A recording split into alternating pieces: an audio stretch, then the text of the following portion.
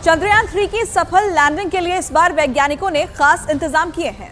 आपको ग्राफिक्स के माध्यम से दिखाते हैं कि अगर 23 तारीख को चंद्रयान 3 चांद की सतह पर नहीं उतरा तो आगे क्या होगा। देखिए, पूर्व निर्धारित प्लान के मुताबिक चंद्रयान 3 कल शाम 6:04 पर चांद पर उतरेगा। चंद्रमा पर उतरने से 2 घंटे पहले चंद्रयान 3 के लैंडिंग मॉड्यूल को निर्देश भेजे जाएंगे और अगर चांद की सतह पर सब कुछ ठीक रहा तो सॉफ्ट लैंडिंग करवाई जाएगी। ये निर्णय लैंडर मॉड्यूल की सेहत, टेलीमेट्री डेटा और चंद्रमा की स्थिति के आधार पर होगा। और अगर उस समय ऐसी कोई वजह सामने आई जो चंद्रयान 3 को उतारने के लिए अनुकूल नहीं लगी तो यहाँ पर बदलाव भी हो सकता है। और बदलाव ये होगा कि लैंडिंग को टालकर 27 अगस्त के लिए निर्धारित किया जाएगा। तो एक एक करके हम आपको बता रहे थे और आपके जहन में सवाल उठेगा कि इसरो ने लैंडिंग के लिए चांद का दक्षिणी ध्रुव क्यों चुना है। वहां पर ऐसा आखिर है क्या? चांद के दक्षिणी ध्रुव का रहस्य क्या है?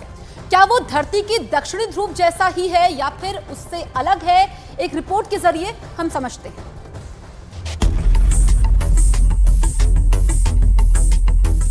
चांद का दक्षिणी ध्रुव, चंद्रमा का यह हिस्सा उसका सबसे ठंडा इलाका है क्योंकि यहां सूरज की रोशनी बहुत कम पहुंचती है। सूरज की किरण तिरछी पड़ने की वजह से चांद के दक्षिणी ध्रुव के ज्यादातर हिस्सों पर काफी अंधेरा रहता है। यही वजह है कि वहां का तापमान भी काफी कम होता है। अमेरिकी स्पेस एजेंसी नासा की एक रिपोर्ट के मुताबिक दक्षिणी ध्रुव के कुछ हिस्सों पर सूरज की रोशनी आती है। जहां सूरज का प्रकाश पहुंचता है वहां का तापमान करीब 54 डिग्री सेल्सियस रहता है। लेकिन चांद के दक्षिणी ध्रुव के ज्यादातर हिस्सों पर सूरज की रोशनी नहीं पड़ती। इस वजह से वहां का तापमान -248 डिग्री सेल्सियस तक पहुंच जाता है। नासा के मुताबिक चांद के दक्षिणी ध्रुव पर बर्फ है। बर्फ के साथ दूसरे कई प्राकृतिक संसाधन भी हो सकते हैं। साल 1998 में नासा ने मून मिशन के तहत ये बताया था कि दक्षिणी ध्रुव पर हाइड्रोजन है। नासा का दावा है कि अधिक मात्रा में हाइड्रोजन होने की वजह से वहां बर्फ होने की संभावना है। इसके अलावा चांद के दक्षिणी ध्रुव पर बड़े बड़े पहाड़ और कई गड्ढे हैं। नासा की माने तो चांद के दक्षिणी सतह पर कई सारे गड्ढे ऐसे भी हैं जहां अरबों साल से सूरज की रोशनी नहीं पड़ी है। ऐसे में चंद्रयान 3 का चंद्रमा के ऐसे इलाके में जाना और जानकारी जुटाना अब तक के हुए सभी मून मिशन के बीच मील के पत्थर जैसे है। विक्रम लैंडर और प्रज्ञान रोवर को चंद्रमा के करीब पहुंचाने में सबसे बड़ी भूमिका चंद्रयान 3 के प्रोपल्शन मॉड्यूल की है। वो प्रोपल्शन मॉड्यूल ही है जो लैंडर और रोवर को चंद्रमा की कक्षा तक ले गया। लेकिन कमाल की बात यह है कि ये खुद चंद्रमा की सतह पर उतरने के बजाय दूर से ही चंद्रमा पर हो रही हर हलचल पर नजर बनाए रखेगा।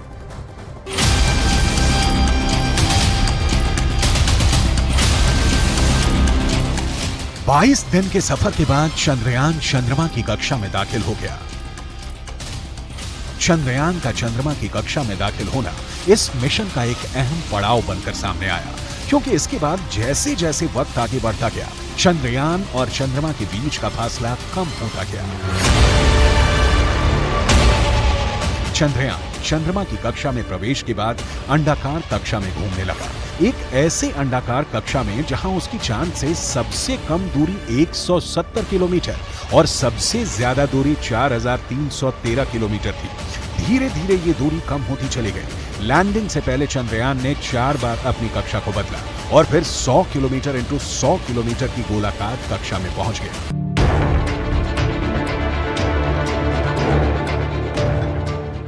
यात्रा के इस पड़ाव पर विक्रम लैंडर प्रोपल्शन मॉड्यूल से अलग हो गया। चांद तक के सफर में ये एक ऐसा पड़ाव था जिसे पूरी दुनिया ने देखा। इस अलगाव के वक्त की तस्वीरें भी धरती पर पहुंची। लेकिन इसी बीच विक्रम लैंडर लगातार अपनी कक्षा को बदलता रहा। वहीं प्रोपल्शन मॉड्यूल चंद्रमा की ओर बढ़ने की बजाय 100 किलोमीटर इंटू 100 किलोमीटर की पार्किंग कक्षा में चांद के चक्कर लगाने लगा।